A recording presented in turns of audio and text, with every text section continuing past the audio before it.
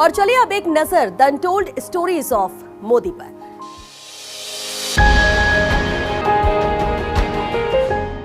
PM Narendra Modi की कल्पना वहां से शुरू होती है जहां से हमारी कल्पना खत्म हो जाती है, ये कहना है इंदिरा गांधी राष्ट्रीय कला केंद्र के सदस्य सचिव सच्चिदानंद जोशी का।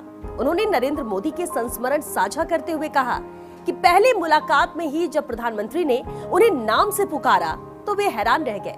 क्या कुछ कहा उन्होंने, आइए आपको भी सुनाते हैं। एजुकेशन फॉर रिसर्जेंस और वो वाइस चांसलर्स की कॉन्फ्रेंस, तो तब ऐसा लगा कि तब प्रधानमंत्री जी को बुलाया जाए और प्रधानमंत्री जी ने उस कार्यक्रम में आना स्वीकार किया। और चौथा, मैं जो कि भारतीय शिक्षण मंडल का अध्यक्ष था, आयोजक संस्था का, तो प्रधानमंत्री जी को जब हमने अगवानी की सब लोगों ने, तो जैसे ही उन्होंने उतरते से ही मैंने उन्हें नमस्ते किया और उन्होंने कहा कैसे हैं सच्चिदानंद जी, तो मैं एकदम चकित रह गया क्योंकि फिजिकली भौतिक रूप से तो पहली मुलाकात थी, लेकिन ये व्यक्ति आपका नाम जानता है। मुझे मालूम था कि वो वेल रेड हैं, हर एक चीज़ के बारे में जानकारी रखते हैं, उनकी एक पूरी की पूरी तैयारी वो बहुत अच्छी तरह से करते हैं जब भी यहाँ जाते हैं। लेकिन मुझ जैसे साधारण व्यक्ति के बारे में जानना कि तुरंत कहा कैसे हैं सच्चिदानंद जी, तो आदमी एकदम से बिछ जाता है। रास्ते में उन्होंने चलते चलते पूछा कि राम बहादुर राय जी की तबीयत कैसी है और इनको पेट की तकलीफ़ रहती है, ध्यान रखा करिए। वो अपने आप के बारे में ज़्यादा चिंतित नहीं रहते, आप लोगों को ध्यान रखना चाहिए और ये याद रहना कि इनको पेट की तकलीफ़ रहती है। और मुझे लगा कि सच में ये व्यक्ति कितनी बारीक चीज़ों को याद रखते हैं। और इतना ही नहीं, मतलब कि एक चिंता का भाव, ऊपरी तरह से कोई व्यक्ति पूछता है ऐसा नहीं, एक बिल्कुल जैसे कंसर्न जताते हुए उन्होंने वो बात कही।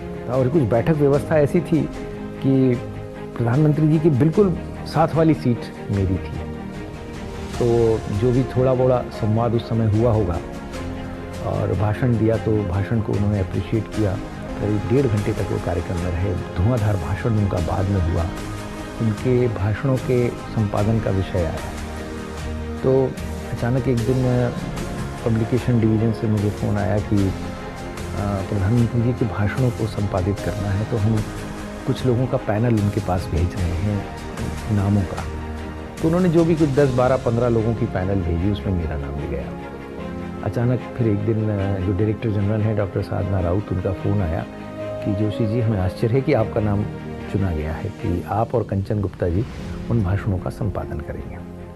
कंचन गुप्ता जी का मेरे पास फ़ोन आया कि हमको चलना है प्रधानमंत्री से मिलने। हम लोग लोकसभा में गए, लोकसभा में ही बुलाया था उन्होंने, समय दिया। थोड़ी देर प्रतीक्षा के बाद हमें उनके कक्ष में बुलाया गया और सत्र चालू था। मुझे आश्चर्य हुआ कि उनकी टेबल पर एक भी कागज़ नहीं और वो ऐसे बैठे थे जैसे वो आपकी प्रतीक्षा कर रहे हैं। तो एक तो आदमी, मतलब देखिए, इतना बड़ा व्यक्ति है, प्रधानमंत्री है, लोकसभा कार्यालय में बैठे हैं, हो सकता है उनके पास कागज़ों का ढेर हो, काम हो, तो काम में व्यस्त भी रह सकते हैं और हम तो बहुत ही सामान्य लोग हैं। लेकिन देखिए, आप सामने वाले को कैसा इम्पोर्टेंट फील करा सकते हैं, जैसे बिल्कुल बैठे हैं, आइए आइए क्या।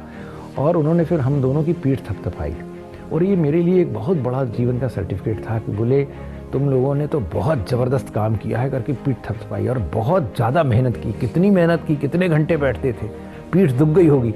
मतलब उनको भी अंदाज़ था कि ये काम बहुत कठिन है, बहुत ही कठिन काम है जो इन लोगों ने किया है। और खुले मन से उस पूरे के पूरे काम की प्रशंसा की। मोदी जी परफेक्शनिस्ट की भी पराकाष्ठा के परफेक्शनिस्ट हैं।